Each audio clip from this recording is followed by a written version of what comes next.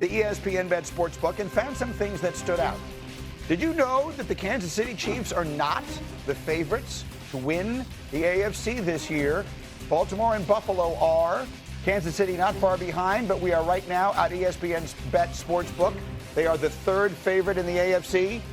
Are we sleeping on KC? I mean, I think they're going to be better than they were last year. And with some protection, we might see the return of the true Patrick Mahomes now that it seems they got the O-line figured out. But there's just too many good quarterbacks in that division, I think, to not take the field. So, like, if you're offering Kansas City or the field, like, I'm going to take I'm offering you Buffalo or Baltimore or Kansas City.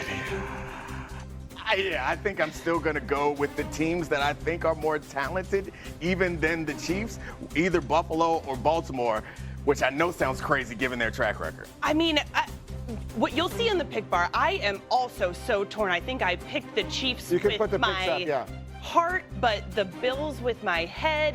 Because here's the thing, I'm not going to pick against the Chiefs in some part of my body until they prove that they can't win the AFC. Like, I feel silly every time I pick against them because Mike Tomlin has magic, Andy Reid has magic, and Mahomes has magic. There is no Kansas City logo on this screen. I mean, this is making the point. Gotta cover all your bases. Is this finally the year one of those two?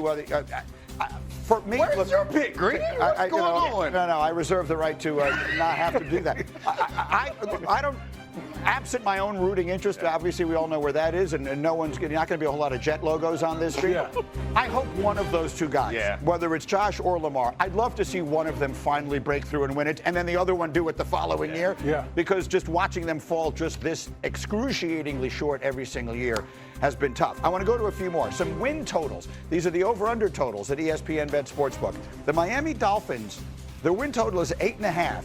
Now, that sounded high to me when you consider that, like, Minnesota is 8.5. I will point out they've gone over that number 4 of the last 5 years. But D Wood, you like the under? Listen, I've said, like, this year, Mike McDaniel's on the hot seat because I don't get. We talked about vibes earlier in the show.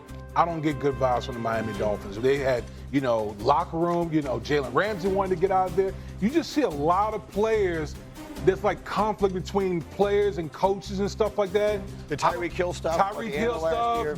The quarterback and the wide receiver. I just don't see it with Miami. Yeah, I'm a little concerned about Miami too, and I think we all know we're going to at some point end up talking about the quarterback. And in that situation, we have a quarterback who obviously is a huge injury risk. Aside from the quarterback, even when he's healthy, I don't think this team is great.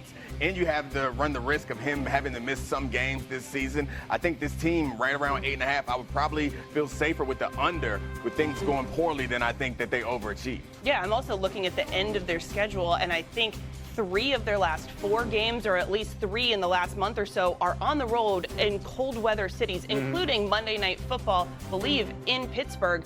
Their AC is going to break in Miami if that's how they're going to prepare in their indoor facility. Like, those are those intangibles, though, that you have to measure and consider because we know that Miami is not a good cold weather team. And you're telling me at the end of the year, on the road, in these tough environments, in the cold, that they're going to get there? I don't see it. So interesting to me because you see at the bottom of your screen there, don't confuse ESPN analytics. Those are our stat nerds. That's Hembo and his crew. They're breaking down those kind of numbers. And then Vegas has a different knack for these things. They like the Dolphins a lot more than a lot of others do. They like the Patriots in that division too. Let me give you one more team. We spent almost all morning yesterday talking about them. The Indianapolis Colts. Their win total is 7.5. Dominique, you like the over or the under? I think I like the over for the Colts. I know that the quarterback situation is not as excellent as I think they thought it would be when they drafted Richardson. They're going in with Daniels, who we haven't seen, or with Daniel Jones, who we haven't seen him behind a talented offensive line with talented pass catchers. So I think the expectations could be high for them, but I think they're a talented team in a division that's kind of in flux. So I could see them going over, especially if they have an effective running attack, which I think they will. I said this yesterday, and everyone made fun of me, and so we'll see. It's not the first time that's happened. Like most geniuses, I won't be fully appreciated until long after my time. Stranger things have happened than Daniel Jones having a huge second act, right? Daniel Jones was the 6th pick in the draft. He's been a little well-traveled. He made a quick stop in Minnesota. Maybe he just picked up a little bit of that Kevin O'Connell magic. He goes to play for a coach in Shane Steichen, who is supposed to be one of these great quarterback gurus. He worked with Justin Herbert. He worked with Jalen Hurts. Maybe no one could have made Anthony Richardson at this stage of his life and career into what they hoped he would be.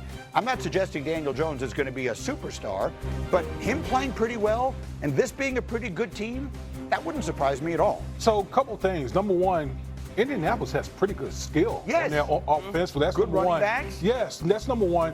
And number two, we're actually seeing it more and more in the NFL where these quarterbacks move around and they somehow find their home. Whether you're talking about Baker Mayfield, Geno Smith, Sam Darnold. Yes. Like, these quarterbacks, sometimes they take a little bit of traveling to find the right home for them. That could happen with Daniel Jones. Yeah, I absolutely think that it could. And I think the thing with Daniel Jones that he has that Anthony Richardson didn't is that he minimizes mistakes.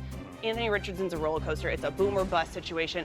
I loved the potential, and I think the Colts loved the potential initially, and then they realized, wow, I'm kind of motion sick, and I have to get off this roller coaster. People also fight for their jobs, too. Like, you That's need the other part a of it. stabilizing force in Daniel Jones, I guess. Stabilizing force, I think, is the right word for it, because Anthony Richardson, I think he has these incredible throws, but then he also will be off target on a 4-yard hitch route. And that inconsistency is something that you won't see with Daniel Jones, where he may not have the cross-field 50-yard on a dime, but he also won't miss that 5-yard hitch by 3 yards. So I think that consistency is something that coaches like and teammates like even more than the high-end talent of Anthony Or he might not tap out either. Yeah, that was a bad moment. We're trying right? to forget that. On some level, he never got Can't forget past it. that. That's the problem. Right, he never got past that. Lineman, man. That's a weird division.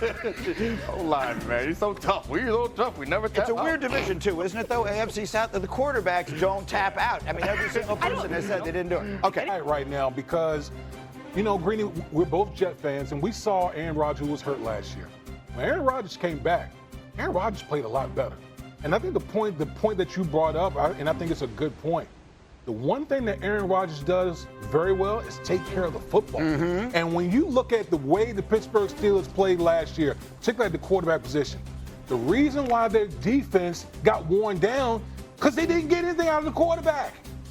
Then that's not going to be the case this year. If Aaron Rodgers is healthy and he doesn't have to worry about carrying the franchise like he did with the Jets, they are going to be a lot better than people realize. The stat that sold me on this, Hembo and I work on these together, the stat that sold me was that Rodgers and the Jets were 0-7 in games decided by 6 points or fewer last year. That's coaching.